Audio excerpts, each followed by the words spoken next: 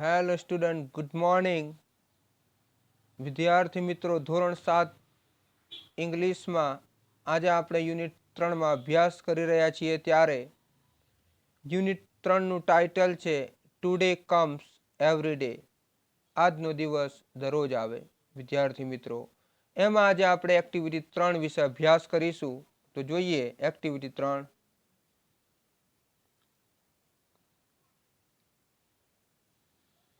Activity 3 વિદ્યાર્થી મિત્રો, read about an artist in the school. Artist એટલે કલાકાર. સ્કૂલમાં એક કલાકાર અંગે આપણે વાંચીએ. Mrs Dorwani is a different type of artist. Shrimati Dorwani એક જુદા પ્રકારના, અલગ પ્રકારના ચિત્રકાર છે. આર્ટિસ્ટ એટલે ચિત્રકાર. She can draw whatever we ask her to draw. આપણે જે કહીએ તે તેઓ દોરી શકે છે. She can even draw a sentences. તેઓ એક વાક્યને પણ દોરી શકે છે. કોઈ પણ વાક્ય તમે આપો એને પણ એ દોરી શકે છે. કોઈ વાક્ય બોલો તો એ ચિત્ર દ્વારા તમને દોરીને બતાવે. Today she is in Navagam primary school. અને આજે તેઓ નવાગામ પ્રાથમિક શાળામાં છે. વર્ક ઇન ગ્રુપ, જૂથમાં કામ કરો. રીડ ધ ટેબલ, આ કોઠાનો અભ્યાસ કરો. Find out what the student said and what Mrs Dorwani drew. Shrimati દોરવાણીએ શું દોર્યું અને વિદ્યાર્થીઓએ શું કહ્યું એ તમે શોધી કાઢો. અહીંયા જુઓ વિદ્યાર્થી મિત્રો, આપણે જોઈએ સ્ટુડન્ટ સેડ, વિદ્યાર્થીઓએ કહ્યું. અ બાઇક વિથ રૂફ, એક બાઇક અને એની ઉપર છાપરું. તો અહીંયા દોરવાણીએ દોર્યું છે વિદ્યાર્થી મિત્રો. વોક, અહીંયા ચાલવાનું, ચાલવા માટે પણ દોરવાણીએ જે દોર્યું છે એ દેખાઈ રહ્યું છે. આઈ એમ વોકિંગ, હું ચાલી રહ્યો છું. જુઓ ચાલવાની ક્રિયા સતત છે એ પણ એમણે ચિત્ર દ્વારા દોરીને બતાવ્યું છે. આઈ વોક યસ્ટરડે, હું ગઈકાલે ચાલ્યો હતો. જુઓ ચાલવાની ક્રિયા, પછી સીધી લીટી જ્યાં આવી છે એ જે લીટી એ તમને એ અત્યારનો સમય બતાવે છે. પણ યસ્ટરડે એટલે કે ગઈકાલે ચાલતો હતો. અને અહીંયા જે આ સમય બતાવે છે સીધી લીટી છે એ. આઈ વિલ વોક ટુમોરો, અહીંયા આજનો દિવસ છે અને ટુમોરો એટલે આવતીકાલે, હું આવતીકાલે ચાલીશ. અહીંયા આવું બતાવવામાં આવી રહ્યું છે. આઈ વોક એવરી ડે, જુઓ અહીંયા ચાલવાનું છે, સ્લેશ આપ્યું છે, ચાલવાનું છે, સ્લેશ આપ્યું છે. હું દરરોજ ચાલીશ. હી ઇઝ વોચિંગ ટીવી, તે ટીવી જુએ છે. હી વોચિસ ટીવી લાસ્ટ નાઇટ, તેમણે ગઈ રાત્રે ટીવી જોયું હતું. જુઓ અહીંયા પછી ડેશ આવેલી, આખી આડી લીટી બતાવવામાં આવી છે. He will watch TV.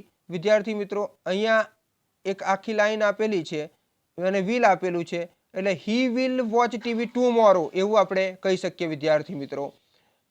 He watches TV every day, અને તે હંમેશા દરરોજ ટીવી જોવે છે. એવું સરસ એવું આપણને સમજાવવામાં આવ્યું છે.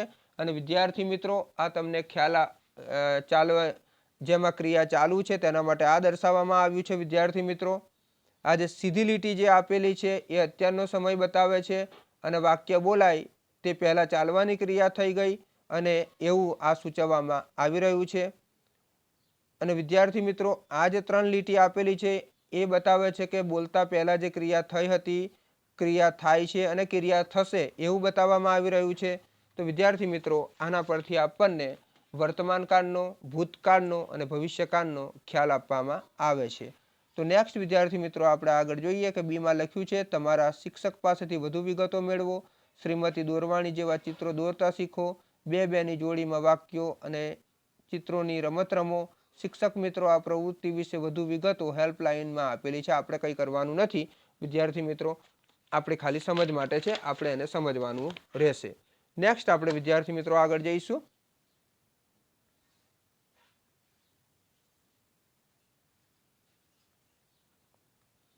Read the sentences about Mrs દોરવાણી.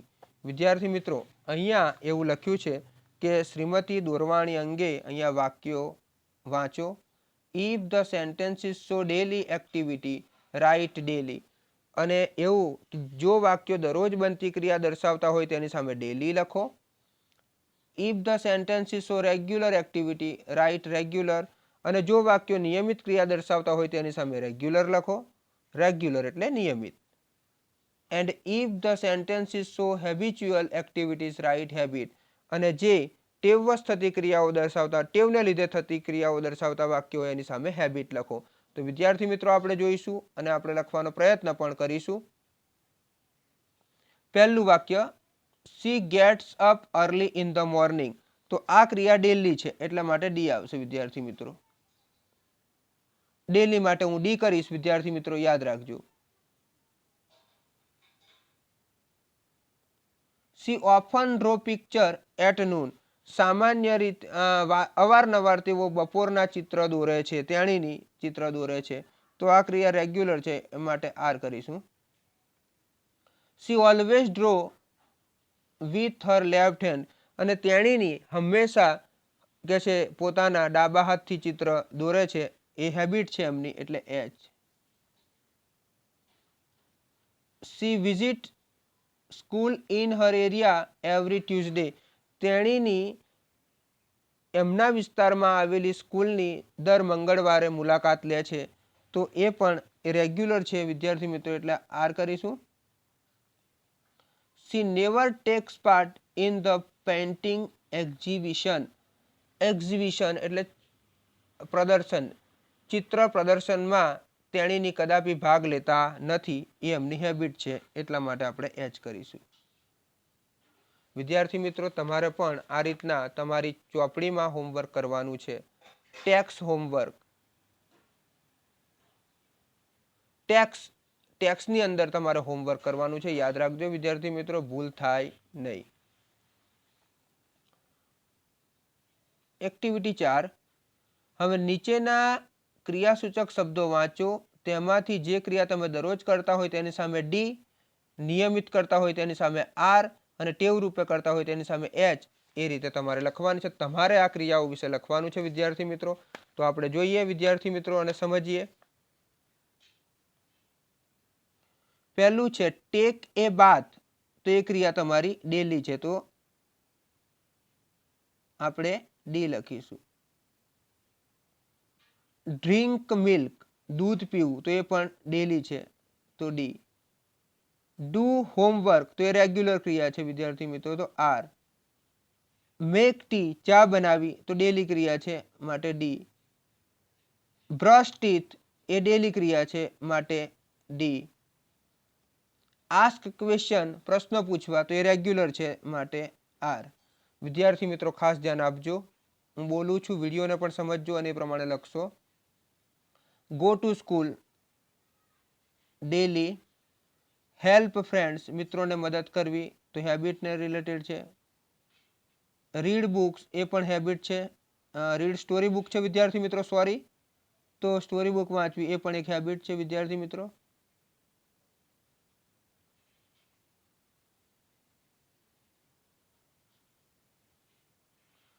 Wash clothes, કપડાં ધોવા, એ રેગ્યુલર ટેવ છે બેટા, રેગ્યુલર કરવી પડે.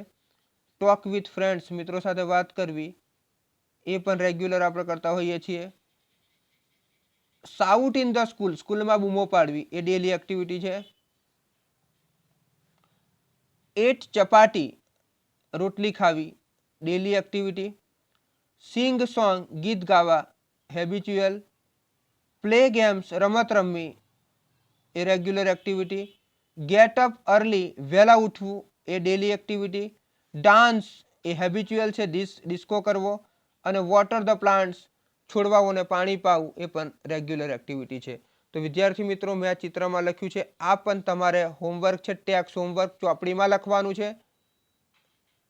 ટેક્સ્ટ હોમવર્ક યાદ રાખજો. આગળ જઈએ વિદ્યાર્થી મિત્રો.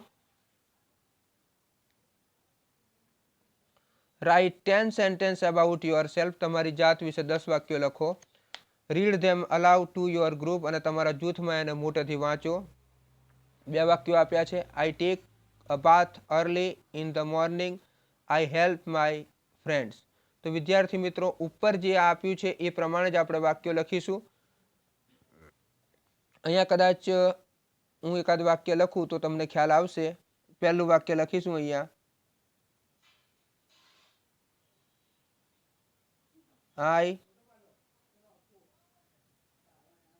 I get up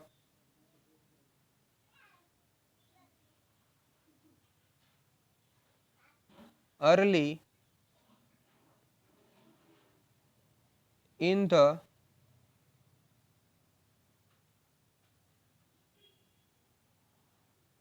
morning. એક વાક્ય મેં લખ્યું આઈ get up early in the morning. વિદ્યાર્થી મિત્રો આ પહેલું વાક્ય છે અને આ રીતે હું કદાચ લખીશ તો વધારે લખાય નહીં, પણ ખાલી સમજ માટે મેં લખ્યું છે I get up early in the morning. હું સવારમાં વહેલો ઉઠું છું. I brush my teeth every day. હું દરરોજ બ્રશ કરું છું. હું દરરોજ બ્રશ કરું છું. I drink milk in the morning. હું સવારમાં દૂધ પીવું છું. I do my homework every day. હું મારું હોમવર્ક ગૃહકાર્ય દરરોજ કરું છું. I go to school in the morning. હું સવારે વહેલો સ્કૂલે જાઉં છું. I like to read story books. મને વાર્તાઓની ચોપડી વાંચવી ખૂબ ગમે છે. I like to play games. મને રમતો ખૂબ ગમે છે. I enjoy talking with my friends. મારા મિત્રો સાથે વાત કરીને હું ખુશ થાઉં છું. I like to dance. મને ડાન્સ કરવો ખૂબ ગમે છે. I also like to water the plants in my garden. અને મારા બગીચામાં છોડવાઓને પાણી પીવડાવવાનું પણ મને ગમે છે.